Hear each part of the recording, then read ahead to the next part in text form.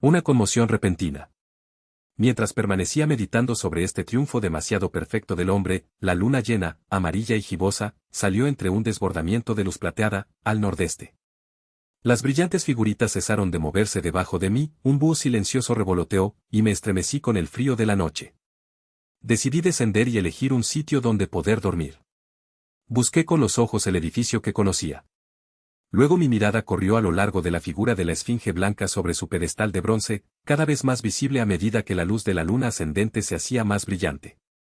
Podía yo ver el argentado abedul enfrente. Había allí, por un lado, el macizo de rododendros, negro en la pálida claridad, por el otro la pequeña pradera, que volví a contemplar. Una extraña duda heló mi satisfacción. No, me dije con resolución, esa no es la pradera. Pero era la pradera. Pues la lívida faz leprosa de la esfinge estaba vuelta hacia allí. ¿Pueden ustedes imaginar lo que sentí cuando tuve la plena convicción de ello? No podrían. La máquina del tiempo había desaparecido. Enseguida, como un latigazo en la cara, se me ocurrió la posibilidad de perder mi propia época, de quedar abandonado e impotente en aquel extraño mundo nuevo. El simple pensamiento de esto representaba una verdadera sensación física. Sentía que me agarraba por la garganta, cortándome la respiración. Un momento después sufrí un ataque de miedo y corrí con largas zancadas ladera abajo. Enseguida tropecé, caí de cabeza y me hice un corte en la cara. No perdí el tiempo en restañar la sangre, sino que salté de nuevo en pie y seguí corriendo, mientras me escurría la sangre caliente por la mejilla y el mentón. Y mientras corría me iba diciendo a mí mismo, la han movido un poco, la han empujado debajo del macizo, fuera del camino. Sin embargo, corría todo cuanto me era posible. Todo el tiempo, con la certeza que algunas veces acompaña a un miedo excesivo, yo sabía que tal seguridad era una locura, sabía instintivamente que la máquina había sido transportada fuera de mi alcance. Respiraba penosamente. Supongo que recorrí la distancia entera desde la cumbre de la colina hasta la pradera, 2 millas aproximadamente, en 10 minutos. Y no soy ya un joven. Mientras iba corriendo maldecía en voz alta mi necia confianza, derrochando así mi aliento. Gritaba muy fuerte y nadie contestaba. Ningún ser parecía agitarse en aquel mundo iluminado por la luna. Cuando llegué a la pradera mis peores temores se realizaron. No se veía el menor rastro de la máquina. Me sentí desfallecido y helado cuando estuve frente al espacio vacío, entre la negra maraña de los arbustos. Corrí furiosamente alrededor, como si la máquina pudiera estar oculta en algún rincón, y luego me detuve en seco, agarrándome el pelo con las manos. Por encima de mí descollaba la esfinge, sobre su pedestal de bronce, blanca, brillante, leprosa, bajo la luz de la luna que ascendía. Parecía reírse burlonamente de mi congoja. Pude haberme consolado a mí mismo imaginando que los pequeños seres habían llevado por mí el aparato a algún refugio, de no haber tenido la seguridad de su incapacidad física e intelectual. Esto era lo que me acongojaba, la sensación de algún poder insospechado hasta entonces, por cuya intervención mi invento había desaparecido. Sin embargo, estaba seguro de una cosa, salvo que alguna otra época hubiera construido un duplicado exacto, la máquina no podía haberse movido a través del tiempo. Las conexiones de las palancas, les mostraré después el sistema, impiden que, una vez quitadas, nadie pueda ponerla en movimiento de ninguna manera. Había sido transportada y escondida solamente en el espacio. Pero, entonces, ¿dónde podía estar? Creo que debí ser presa de una especie de frenesí. Recuerdo haber recorrido violentamente por dentro y por fuera, a la luz de la luna, todos los arbustos que rodeaban a la esfinge, y asustado en la incierta claridad a algún animal blanco al que tomé por un cervatillo. Recuerdo también, ya muy avanzada la noche, haber aporreado las matas con mis puños cerrados hasta que mis articulaciones quedaron heridas y sangrantes por las ramas partidas. Luego, sollozando y delirando en mi angustia de espíritu, descendí hasta el gran edificio de piedra. El enorme vestíbulo estaba oscuro, silencioso y desierto. Resbalé sobre un suelo desigual y caí encima de una de las mesas de malaquita, casi rompiéndome la espinilla. Encendí una cerilla y penetré al otro lado de las cortinas polvorientas de las que les he hablado. Allí encontré un segundo gran vestíbulo cubierto de cojines, sobre los cuales dormían, quizá, una veintena de aquellos pequeños seres. Estoy seguro de que encontraron mi segunda aparición bastante extraña, surgiendo repentinamente de la tranquila oscuridad con ruidos inarticulados y el chasquido y la llama de una cerilla. Porque ellos habían olvidado lo que eran las cerillas. ¿Dónde está mi máquina del tiempo?, comencé, chillando como un niño furioso, haciéndolos y sacudiéndolos a un tiempo. Debió parecerles muy raro aquello. Algunos rieron, la mayoría parecieron dolorosamente amedrentados. Cuando vi que formaban corro a mi alrededor, se me ocurrió que estaba haciendo una cosa tan necia como era posible hacerla en aquellas circunstancias, intentando revivir la sensación de miedo. Porque razonando conforme a su comportamiento a la luz del día, pensé que el miedo debía estar olvidado. Bruscamente tiré la cerilla, y, chocando con algunos de aquellos seres en mi carrera, crucé otra vez, desatinado, el enorme comedor hasta regar afuera bajo la luz de la luna. Oí gritos de terror y sus piececitos corriendo y tropezando aquí y allá. No recuerdo todo lo que hice mientras la luna ascendía por el cielo. Supongo que era la circunstancia inesperada de mi pérdida lo que me enloquecía. Sentíame desesperanzado, separado de mi propia especie, como un extraño animal en un mundo desconocido. Debí desvariar de un lado para otro, chillando y vociferando contra Dios y el destino. Recuerdo que sentí una horrible fatiga, mientras la larga noche de desesperación transcurría, que remiré en tal o cual sitio imposible, que anduve a tientas entre las ruinas iluminadas por la luna y que toqué extrañas criaturas en las negras sombras, y, por último, que me tendí sobre la tierra junto a la esfinge, llorando por mi absoluta desdicha, pues hasta la cólera por haber cometido la locura de abandonar la máquina había desaparecido con mi fuerza. No me quedaba más que mi desgracia.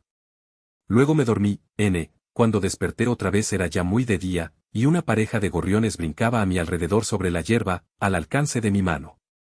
Me senté en el frescor de la mañana, intentando recordar cómo había llegado hasta allí, y por qué experimentaba una tan profunda sensación de abandono y desesperación. Entonces las cosas se aclararon en mi mente. Con la clara, razonable luz del día, podía considerar de frente mis circunstancias. Me di cuenta de la grandísima locura cometida en mi frenesí de la noche anterior, pude razonar conmigo mismo. ¿Suponer lo peor? Me dije. Suponer que la máquina está enteramente perdida, destruida, quizá. Me importa estar tranquilo, ser paciente, aprender el modo de ser de esta gente, adquirir una idea clara de cómo se ha perdido mi aparato, y los medios de conseguir materiales y herramientas, a fin de poder, al final, construir tal vez otro. Tenía que ser aquella mi única esperanza, una mísera esperanza tal vez, pero mejor que la desesperación. Y, después de todo, era aquel un mundo bello y curioso. Pero probablemente la máquina había sido tan solo sustraída. Aún así, debía yo mantenerme sereno, tener paciencia, buscar el sitio del escondite, y recuperarla por la fuerza o con astucia. Y con esto me puse en pie rápidamente y miré a mi alrededor, preguntándome dónde podría lavarme. Sentíame fatigado, entumecido y sucio a causa del viaje. El frescor de la mañana me hizo desear una frescura igual. Había agotado mi emoción. Realmente, buscando lo que necesitaba, me sentí asombrado de mi intensa excitación de la noche anterior. Examiné cuidadosamente el suelo de la praderita. Perdí un rato en fútiles preguntas dirigidas lo mejor que pude a aquellas gentecillas que se acercaban. Todos fueron incapaces de comprender mis gestos, algunos se mostraron simplemente estúpidos, otros creyeron que era una chanza, y se rieron en mis narices. Fue para mí la tarea más difícil del mundo impedir que mis manos cayesen sobre sus lindas caras rientes. Era un loco impulso, pero el demonio engendrado por el miedo y la cólera ciega estaba mal refrenado y aún ansioso de aprovecharse de mi perplejidad. La hierba me trajo un mejor consejo. Encontré unos surcos marcados en ella, aproximadamente a mitad de camino entre el pedestal de la esfinge y las huellas de pasos de mis pies, a mi llegada. Había alrededor otras señales de traslación, con extrañas y estrechas huellas de pasos tales que las pude creer hechas por un perezosoix, uno. Esto dirigió mi atención más cerca del pedestal. Era como creo haber dicho, de bronce. No se trataba de un simple bloque, sino que estaba ambiciosamente adornado con unos paneles hondos a cada lado. Me acerqué a golpearlos. El pedestal era hueco. Examinando los paneles minuciosamente, observé que quedaba una abertura entre ellos y el marco. No había allí asas ni cerraduras, pero era posible que aquellos paneles, si eran puertas como yo suponía, se abriesen hacia adentro. Una cosa parecía clara a mi inteligencia. No necesité un gran esfuerzo mental para inferir que mi máquina del tiempo estaba dentro de aquel pedestal. Pero como había llegado hasta allí era un problema diferente. Vi las cabezas de dos seres vestidos color naranja, entre las matas y bajo unos manzanos cubiertos de flores, venir hacia mí. Me volví a ellos sonriendo y llamándoles por señas. Llegaron a mi lado, y entonces, señalando el pedestal de bronce, intenté darles a entender mi deseo de abrirlo. Pero a mi primer gesto hacia allí se comportaron de un modo muy extraño. No sé cómo describirles a ustedes su expresión. Supongan que hacen a una dama de fino temperamento unos gestos groseros e impropios, la actitud que esa dama adoptaría fue la de ellos. Se alejaron como si hubiesen recibido el último insulto. Intenté una amable mímica parecida ante un mocito vestido de blanco, con el mismo resultado exactamente. De un modo u otro su actitud me dejó avergonzado de mí mismo. Pero, como ustedes comprenderán, yo deseaba recuperar la máquina del tiempo, e hice una nueva tentativa. Cuando le vi a este dar la vuelta, como los otros, mi mal humor predominó. En 3 zancadas le alcancé, le cogí por la parte suelta de su vestido alrededor del cuello, y le empecé a arrastrar hacia la esfinge. Entonces vi tal horror y tal repugnancia en su rostro, que le solté de repente.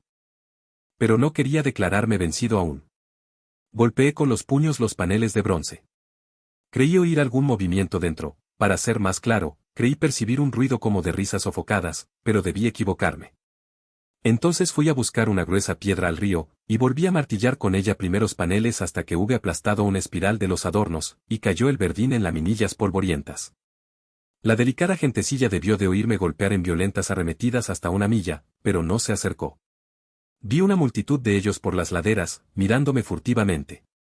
Al final, sofocado y rendido, me senté para vigilar aquel sitio. Pero estaba demasiado inquieto para vigilar largo rato. Soy demasiado occidental para una larga vigilancia.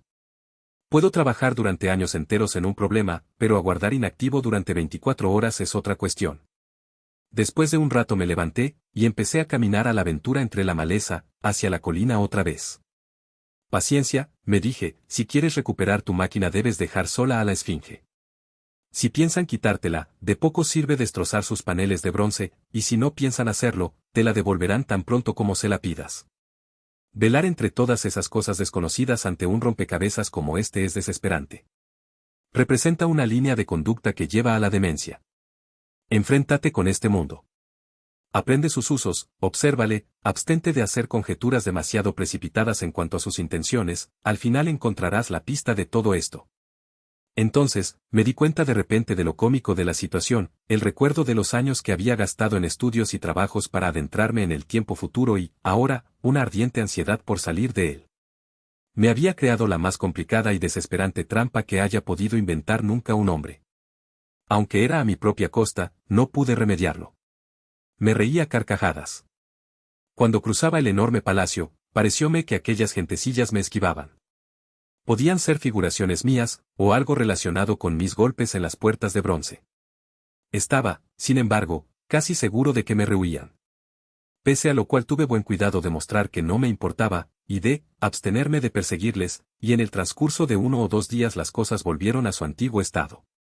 Hice todos los progresos que pude en su lengua, y, además, proseguí mis exploraciones aquí y allá. A menos que no haya tenido en cuenta algún punto sutil, su lengua parecía excesivamente simple, compuesta casi exclusivamente de sustantivos concretos y verbos. En lo relativo a los sustantivos abstractos, parecía haber pocos, si los había. Empleaban escasamente el lenguaje figurado. Como sus frases eran por lo general simples y de 2 palabras, no pude darles a entender ni comprender yo sino las cosas más sencillas.